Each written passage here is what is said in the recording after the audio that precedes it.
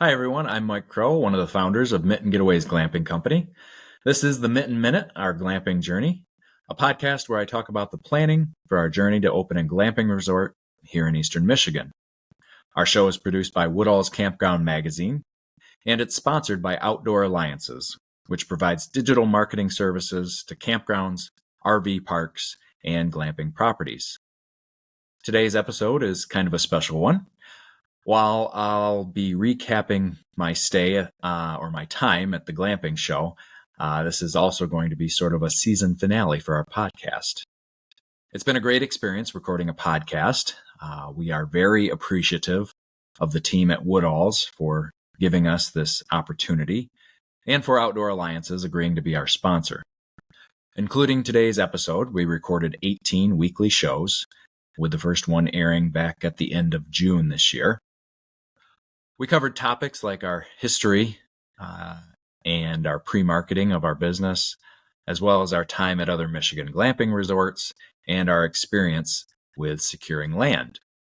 And being that we are back to the land search now, the content we have to cover in our show is running a bit low, and we hate to stretch that content too thin and have to start doing episodes on something like how many emails I get per day. Once we have property secured again, or if something significant happens, we'll be sure to return with new episodes with slightly richer content than our email inbox activity. During our hiatus, of course, all episodes of the podcast will remain available at mittengetaways.com/minute. So if you ever want to listen to or revisit past episodes, by all means, please do. Now let's move on to the Glamping Show. The show's tagline is the only trade event dedicated to the glamping industry in the Americas, and it's apparent, based on the number of exhibitors and attendees, that everyone there understands the show's significance.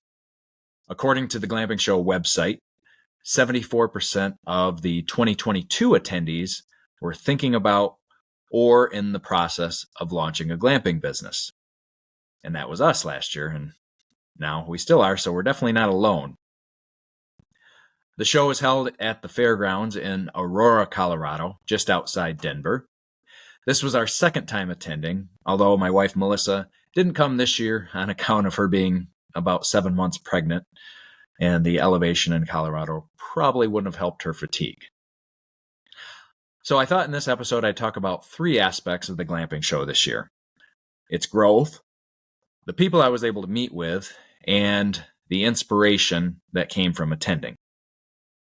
First, the growth.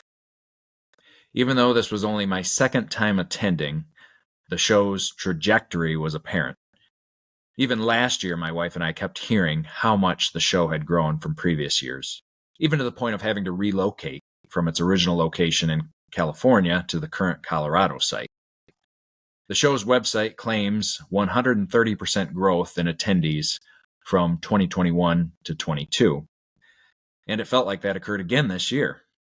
I guess we'll have to wait for them to update that stat on their website to see how much exactly they grew in attendance.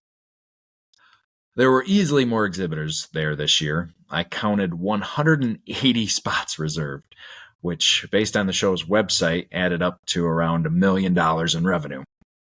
And that doesn't count the hundreds of attendees who paid registration fees. So I think they're bringing in a few bucks at this show.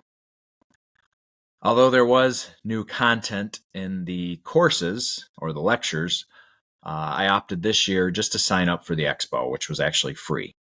And I did this because last year, after the time we spent listening to speakers, we felt we really didn't have enough time to go around and meet with all the exhibitors that we wanted to. So because of that, I can't comment too much on what was presented by the speakers, but we did hear some of the buzzworthy topics just going around and spending time in the expo and meeting with exhibitors. But again, the show was definitely larger, as was the trend. Last year, there were more structures compared to the prior year. And it seemed that manufacturers were pushing the envelope in terms of structure quality and or innovation. I mean, this year I saw 2 manufacturers with glamping structures that had mirrors for their exterior, entirely covered in mirrors, basically. And I've seen these online at a few resorts, but I think this was the first time they were at the show. These structures are supposed to be really cool in a wooded space because they blend right into their surroundings. Being by other glamping structures probably didn't do them justice at the show, though. They were cool inside, too. There were also many two-story structures this year that I don't recall seeing last year. Two of them were canvas tents, and another was a sort of high-end park model RV. The double-decker tents were or had additional sleeping quarters on the upper level, while the park model RV had patio seating and a TV up top. There was also a really futuristic structure, which kind of reminded me of the pods from the movie Avatar. It had smooth white exteriors with many many windows and smooth rounded contoured edges. It was apparently full of technology and highly energy efficient. And I think, from what I heard, pretty reasonably priced based on the square footage and the features it offered. With the vast number of exhibitors, and many of them shipping in very large parcels, one unfortunate trend I continued to hear this year was shipments being held up in customs or otherwise delayed. Fortunately, though, it did appear that most exhibitors were still able to set something up for display. Another trend we noticed just in the past year has been mergers and partnerships between glamping structure manufacturers. Usually it seems like it's the manufacturer of one type of structure partnering with the manufacturer of a different type, and this seems to be aimed at diversifying their offerings. One example is the partnership between safari tent manufacturer Bush Tech Safari and the novel pole tent manufacturer Crossover Lodge. Another example is DeWard Tent, maker of domes and tents, partnering with Tubo, a manufacturer of these novel, transparent, cylindrical structures. You'll have to look them up to see them. They're kind of neat. And both of these coming together under the Posh Outdoors brand, which offers a revenue share model to existing landowners who want to host a glamping resort on their property. Despite all the cool new structures, our plans for our resort didn't really change. We still are committed to a mixture of structures and the same ones that we've kind of honed in on since last year. The new ones I saw at the show just wouldn't be a good fit for our vision at this time. Moving on to the people of the show, this part I really appreciated and was one of the main reasons I went. Last year when we attended the show, we were just getting familiar with the glamping industry. We met so many people for the first time at the show last year, but it seemed so brief with there being so much to take in. We continued to work with many of them over the past year, so it was really great to connect with them in person at this year's show. That included a Wi-Fi service provider, a reservation management software vendor, and multiple accommodation manufacturers. We also met Ben Quiggle of Woodall's Campground Magazine at last year's show. Thank goodness I was wearing my Ferris State gear because the Bulldog mascot was what prompted our conversation. And so much has come from that, including an interview online on their podcast, some publications, and even this podcast. And I said before that it's so important to network in this industry, just like in my other career as a pharmacist. I don't think we would have made the progress that we've made without being able to connect with many in the glamping industry. There were also people that I got to meet in person for the first time at this year's show. They were mostly glamping resort operators I had come across on social media over the past year. I got to meet the owner of Quaint Glamping in New Hampshire, who I had previously met during a virtual meeting of the American Glamping Association. He has gone through some of the same difficulties as we have, so it was great to connect with him in person. I also got to meet the couple behind Tractors and Cream, a glamping resort all the way across the pond in England. Of course, they were there with our friends at True Domes, a British dome manufacturer. and they've done quite well in building up their glamping and events resort.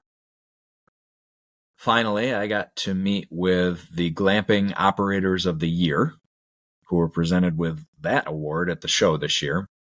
And that's the folks from Your Glamping Adventure. These guys have sort of become my glamping role models, as they have built some amazing glamping sites down in Tennessee and have done so fairly independently. My understanding is that a lot of it's been self-financed without major bank loans or large investors. So if you're in the Smithville, Tennessee area, I'd highly recommend booking a stay with them. They're constantly receiving 5-star reviews from their guests. And of note, they also agreed to share their floor plans with us for one of their glamping structures that we also want to use on our resort. And I'm just throwing that out there, that on this show, so it's on record, and they have to follow through with that promise, right? The last aspect of the show I wanted to talk about was the inspiration from it. Now, of course, just going and seeing all the people and all the innovative structures, that gets you pretty pumped up.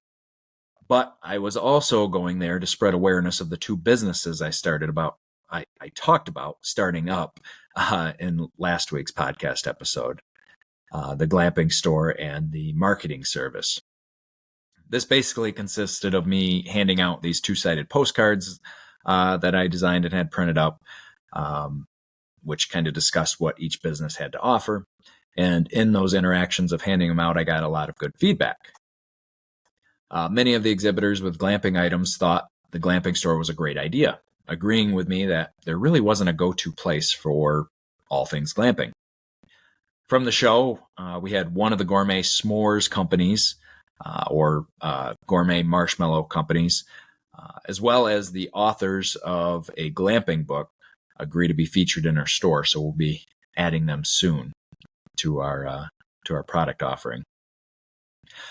For the Mitten Marketer, the consulting company I started, I heard over and over again that a hot topic during the Glamping Show lectures was the difficulty operators have in trying to market their business. And I thought, oh, that's just perfect timing.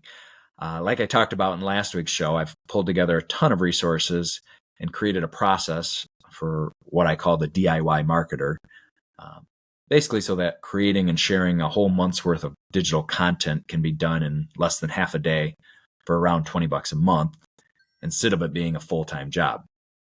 So I'm hopeful my new service can be a great help to all sorts of business owners, especially those in the glamping industry.